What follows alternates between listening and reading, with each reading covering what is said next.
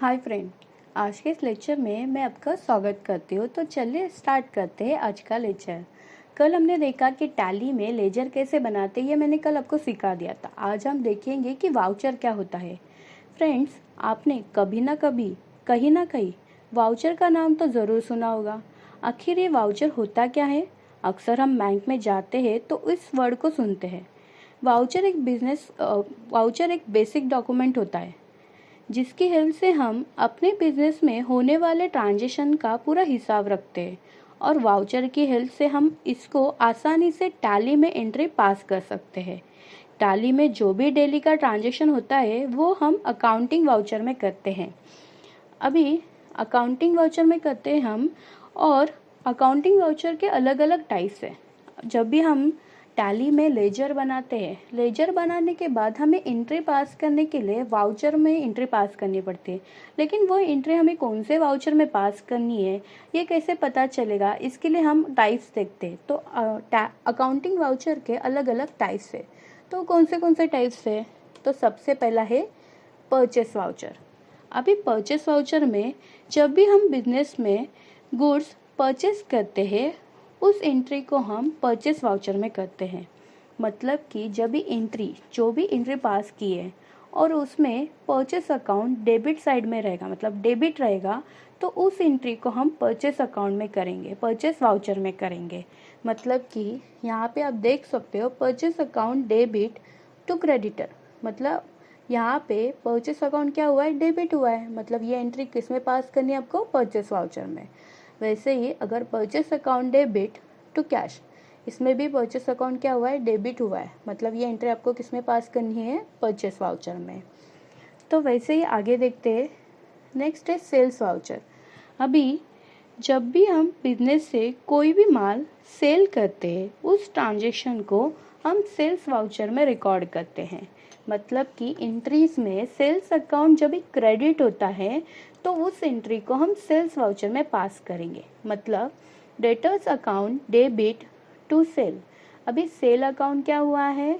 Credit हुआ है। तो क्रेडिट हुआ है मतलब ये सेल्स वाउचर में आपको पास करनी है। वैसे ही cash account debit to sale, यहाँ पे भी सेल्स अकाउंट क्रेडिट हुआ है। मतलब ये एंट्री आपको किस में पास करनी है? सेल्स वाउचर में। और सेल्स वाउचर का शॉर्टकट की है F8। मतलब जो भी एंट्री में अगर सेल्स अकाउंट क्रेडिट रहेगा, उस एंट्री को आप सेल्स वाउचर में पास करना है। उसके बाद है रिसिप्ट वाउचर। रिसिप्ट वाउचर का यूज़ कब होता है? जब भी हम कोई भी प्रोडक्ट सेल करते हैं, सेल करने के बाद हमें उस प्रोडक्ट का पेमेंट मिलता है, उस एंट्री को हम रिसिप्ट वाउचर में रिकॉर्ड करते हैं। मतलब कि जैसे कैश और बैंक, ये अकाउंट अगर डेबिट होता है तो उस एंट्री को हम रिसिप्ट वाउचर में पास करेंगे। मतलब कि bank account debit to debtor. मतलब यहाँ पे आप देख सकते हो बैंक अकाउंट क्या हुआ है? डेबिट हुआ है। मतलब ये एंट्री आपको किस में पास करनी है? रिसिप्ट अकाउंट में। वैसे ही cash account debit to debtor, तो यहाँ पे कैश अकाउंट क्या हुआ है? डेबिट हुआ है। मतलब ये एंट्री आपको किस में पास करनी है? रिसिप्ट वाउचर में। मतलब जो भी एंट्री में कैश या फिर बैंक, दोनों में से कोई भी या दोनों डेबिट साइड में रहेंगे, तो उस एंट्री को आप किस में पास करनी है? रिसिप्ट वाउचर में। आगे देखते हैं। आगे है पेमेंट वाउचर।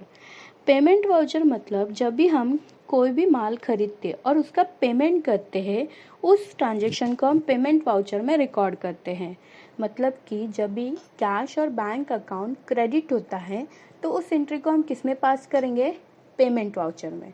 मतलब जैसे creditor account debit to bank. अभी यहाँ पे आप देख सकते हो बैंक अकाउंट क्या हुआ है? बैंक अकाउंट किधर आया है? क्रेडिट में आया है। तो क्रेडिट में आया मतलब वो एंट्री आपको किस में पास करनी है? पेमेंट में पास करनी है। वैसे ही creditor account debit to cash, या कैश अकाउंट किधर है? क्रेडिट साइड में, तो वो आपको एंट्री किस में पास करनी है? पेमेंट वाउचर में।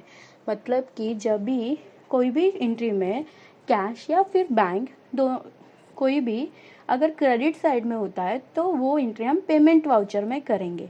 और पेमेंट वाउचर का शॉर्टकट की है F5। फिर उसके बाद है जर्नल वाउचर। अभी जर्नल वाउचर एक एडजस्टमेंट वाउचर होता है। जो भी एंट्री किसी में भी पास नहीं कर पाते हम, उस एंट्री को हम जर्नल वाउचर में करते हैं। जनरल वाउचर में परचेज, सेल, बैंक और कैश इस अलावा वो एंट्री रहती है। मतलब कि अगर एंट्री में परचेज, सेल्स, बैंक और कैश ये नहीं रहता है, उस एंट्री को हम जनरल वाउचर में पास करते हैं। मतलब कि depreciation account debit to machinery, इसमें आप देख सकते हो, इस एंट्री में आप देख सकते हो परचेस नहीं है, सेल नहीं है, बैंक नहीं है, कैश नहीं है, तो इस एंट्री को आपको किस में पास करना है? जनरल वाउचर में। और जनरल वाउचर का शॉर्टकट की है F7। फिर उसके बाद है कॉन्ट्रा वाउचर। कॉन्ट्रा वाउचर हम कब यूज़ करते हैं? जब भी एंट्री में कैश और बैंक का ट्रांजेक्शन हुआ रहता है। मतलब कि हमने क्या बैंक में से कुछ पैसे विड्रॉ किए या बैंक में कुछ पैसे डिपॉजिट किए या फिर एक बैंक से दूसरे बैंक में हमने ट्रांसफ़र किया, उस एंट्री को हम किस में पास करेंगे? कॉन्ट्रा वाउचर में। मतलब एंट्री में कैश और बैंक दोनों रहेगा और वो डेबिट या क्रेडिट साइड में रहेगा, उस एंट्री को हम कॉन्ट्रा वाउचर में पास करते हैं। मतलब कि आप देख सकते हो bank account debit to cash, मतलब इसमें क्या है? बैंक और कैश दोनों भी है, तो किस में पास होगी वो एंट्री? कॉन्ट्रा वाउचर में। वैसे यहाँ पे cash account debit to bank, तो ये भी एंट्री किस में पास होगी? Contra voucher. अगर एक बैंक से दूसरे बैंक में हो, मतलब bank account debit to bank, तो वो भी एंट्री आपको किस में पास करनी है? कॉन्ट्रा वाउचर में। और कॉन्ट्रा वाउचर का शॉर्टकट की है F4। उसके बाद है डेबिट नोट। अभी डेबिट नोट क्या होता है?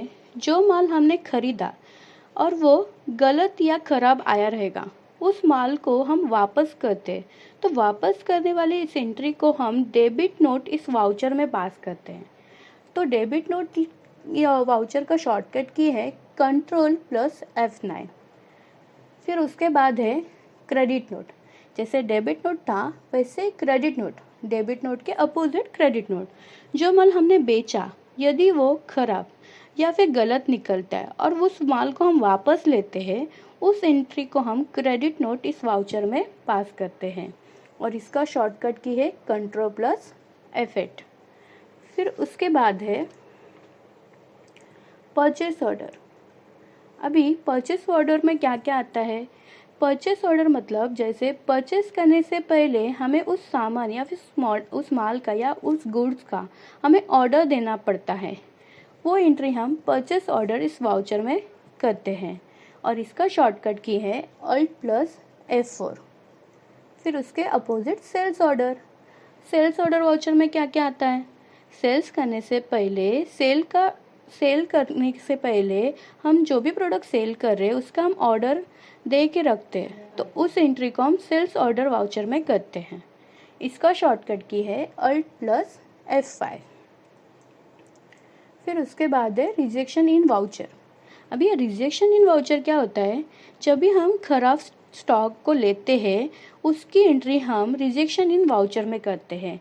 खराब स्टॉक मतलब जो भी वेस्टेज स्टॉक है उसको हम लेते हैं, तो उसकी एंट्री हम किस में करेंगे? रिजेक्शन इन वाउचर में। और इसका शॉर्टकट की है कंट्रोल प्लस F6। उसके अपोजिट है रिजेक्शन आउट। अभी रिजेक्शन आउट वाउचर क्या होता है? जब भी हम खराब स्टॉक देते हैं किसी को, तो उस ट्रांजेक्शन की एंट्री हम रिजेक्शन आउट इस वाउचर में करेंगे और इसका शॉर्टकट की है Alt प्लस F6। फिर उसके बाद है लास्ट मेमोरेंडम वाउचर। अभी मेमोरेंडम वाउचर क्या होता है? टैली में मेमो वाउचर, मेमोरेंडम वाउचर के क्या बोला जाता है? Memo voucher. इसका यूज़ हम किस लिए करते हैं कि कुछ समय के लिए हमें कुछ एंट्री याद नहीं करनी पड़ती है या फिर हमें उस एंट्री को सिर्फ एंट्री पास करके रखनी है, उसको हम मेमोरेंडम वाउचर में करेंगे और इसका शॉर्टकट की है कंट्रोल प्लस F10। तो फ्रेंड्स अभी हमने देखा कि टैली में वाउचर्स क्या होता है और वाउचर कितने टाइप्स के रहते हैं और जो भी हम जर्नल एंट्री करते हैं उसका हमें कौन से वाउचर में पास करना है यह हमने देखा था। तो अभी हम कल मिलते हैं, कल हम प्रैक्टिकली वाउचर एंट्री पास करेंगे। Okay friends, thank you.